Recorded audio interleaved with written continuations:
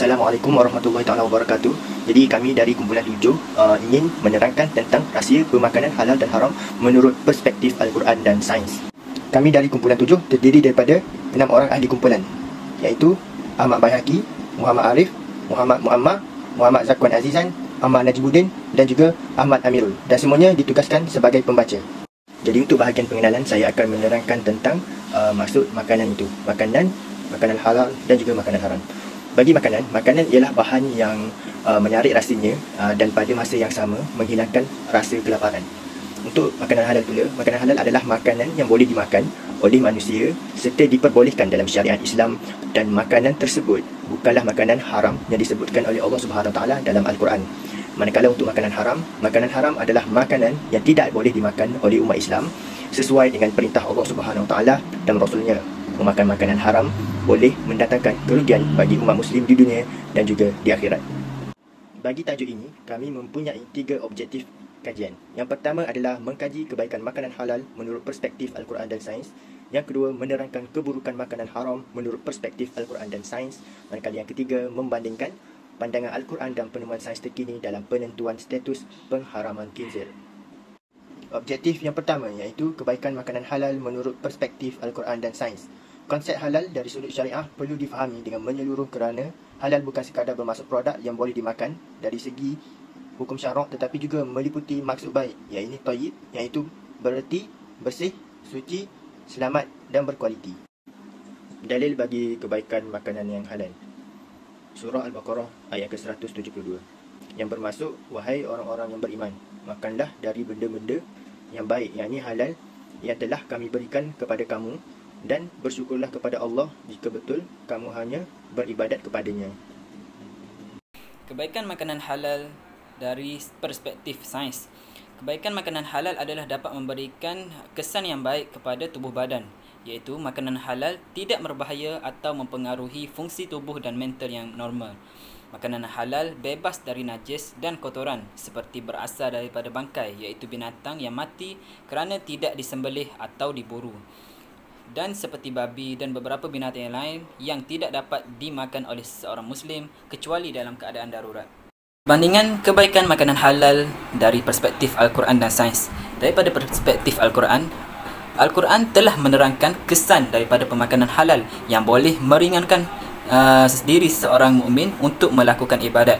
Manakala daripada segi perspektif sains, dari segi kesihatan, kajian saintifik telah dibuat dan menunjukkan bahawa makanan yang halal boleh mendatangkan kesan positif kepada tubuh badan. Assalamualaikum. Hari ini saya akan menerangkan tentang apakah keburukan makanan haram menurut perspektif Al-Quran dan sains. Dalam Islam, konsep haram merujuk pada segala sesuatu yang dilarang atau diharamkan oleh syariat Islam. Barang atau perbuatan yang dianggap haram, bertentangan dengan ajaran agama dan dapat merugikan individu atau masyarakat. Contoh haram meliputi minuman beralkohol, makanan babi, riba, bunga, perjudian dan perbuatan tidak bermoral. Pelanggaran terhadap larangan ini dapat mengakibatkan kerosakan akidah dan moral serta hukuman di dunia dan di akhirat. Seterusnya, firman Allah mengatakan, diharamkan kepada kamu memakan bangkai binatang yang tidak disembelih dan darah yang keluar mengalir dan daging babi termasuk semuanya, dan binatang-binatang yang disembelih kerana yang lain dari Allah, dan yang mati tercekik, dan yang mati dipukul, dan yang mati jatuh dari tempat yang tinggi, dan yang mati ditanduk, dan yang mati dimakan binatang buas, kecuali yang sempat kamu sembelih sebelum habis nyawanya, dan yang disembelih atas nama berhala.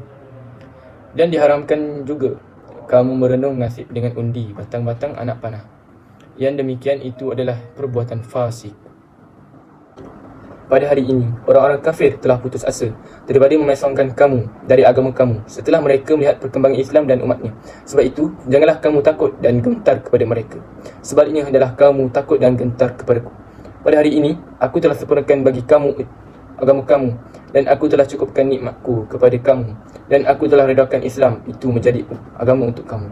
Maka sesiapa yang terpaksa kerana kelaparan memakan benda-benda yang diharamkan, sedang ia tidak cenderung hendak melakukan dosa, maka bolehlah ia memakannya.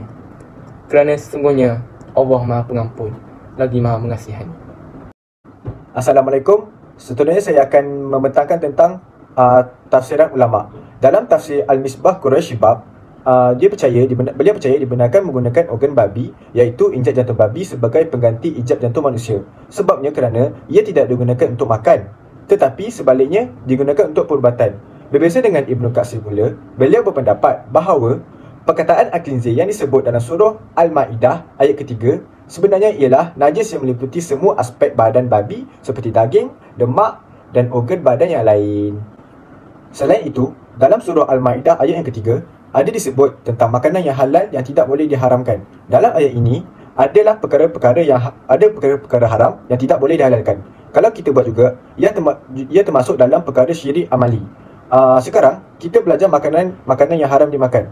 Yang pertama disebut adalah bangkai, iaitu binatang yang mati sendiri tanpa melalui proses penyembelihan ataupun proses pemburuan. Kerana kalau ia diburu, ada kemungkinan kita tidak sempat sembelih dan binatang itu juga sudah mati apabila kita sampai kepadanya atau dibawa kepada kita oleh binatang buruan kita. Semua bangkai binatang adalah haram dimakan, iaitu kecuali dua sahaja, bangkai belalang dan ikan. Ini kerana ada hadis yang bercakap tentang perkara ini, iaitu daripada Ibnu Umar, Rasulullah SAW bersabda, iaitu maksudnya dihalalkan bagi kita dua jenis bangkai, iaitu belalang dan ikan.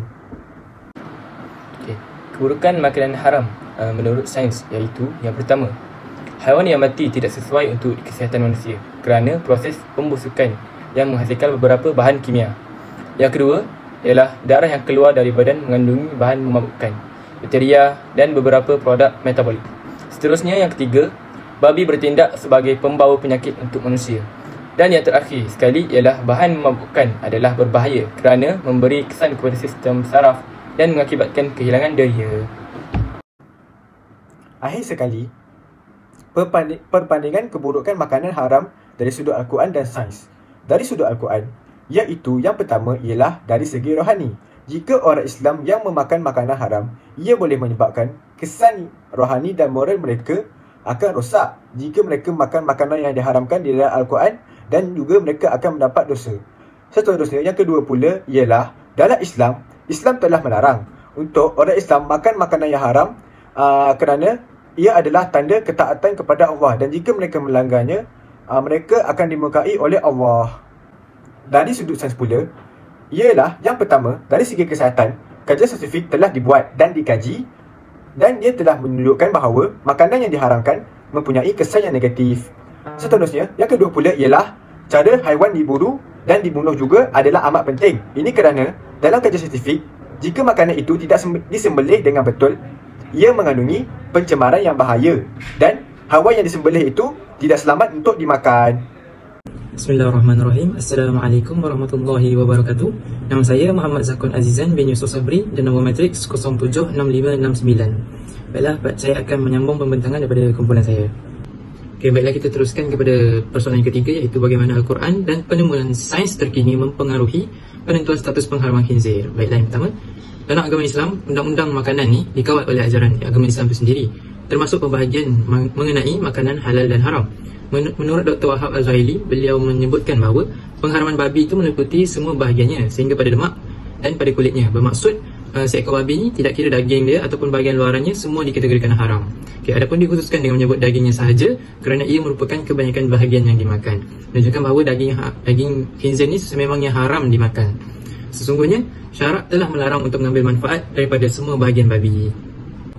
Baiklah, yang seterusnya menurut pandangan Al-Quran, surah Al-An'am ayat 145 yang bermaksud, tidak kudapati di dalam apa yang diwahyukan padaku sesuatu yang diharamkan memakannya bagi yang ingin memakannya, kecuali daging haiwan yang mati, iaitu bangkai, darah yang mengalir, daging babi, kerana semua itu kotor, atau haiwan yang disembelih bukan atas nama Allah.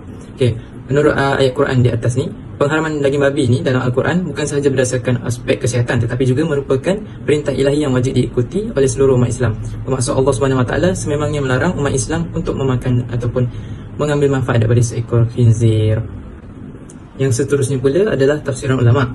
Menurut Imam Syafi'i, begitu juga segala yang kotor adalah haram, walaupun tidak ada nas yang mengharamkan seperti tahi, ulat dan air kencing, kerana ia termasuk dalam kategori khaba'ith yang ini bermaksud sumber daripada semua keburukan. Okay, beliau tegaskan bahawa segala yang kotor adalah dilarang dan diharamkan di dalam agama Islam. Jadi menurut pandangan beliau ni membuktikan bahawa haiwan yang kotor seperti khinzir ni adalah diharamkan bagi semua umat Islam untuk dijadikan makanan. Dari segi sains, daging khinzir memiliki potensi yang lebih tinggi untuk menyebabkan penyakit. Beberapa penyakit yang dapat dibawa oleh khinzir termasuklah trichinosis dan salmonellosis.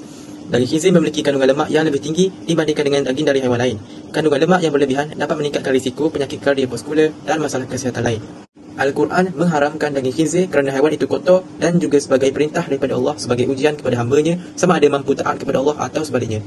Sains pula menjelaskan tentang kemudaratan makan daging khinzir atas faktor kesihatan dan demi menghindari penyakit yang berbahaya. Kesimpulan daripada objektif 1 ialah pengharaman daging khinzir menurut perspektif Al-Quran dan sains, kedua-duanya memberikan kebaikan kepada manusia jika dijadikan sebagai panduan dalam kehidupan dengan sebaiknya. Kedua-duanya menjelaskan tentang keburukan yang akan dihadapi sekiranya memakan daging khinzir. Terdapat 3 rumusan yang dapat dirumuskan berdasarkan kajian kami. Rumusan yang pertama adalah makanan halal memberikan kebaikan dengan mematuhi piawaian makanan halal, menjaga kesihatan dan kebersihan serta mencipta persekitaran makanan yang selamat dan sejajar dengan prinsip-prinsip agama. Baiklah, yang seterusnya pula adalah rumusan yang kedua bagi tajuk kami adalah pengharaman khinzir ni dalam agama Islam berasal daripada ketentuan agama Islam itu sendiri yang dijelaskan melalui Al-Quran dan hadis. Khinzir ni dianggap sebagai najis dan dilarang untuk dimakan disebabkan oleh petunjuk agama yang menekankan aspek kebersihan, kesihatan dan rohani dalam gaya hidup umat Islam itu sendiri.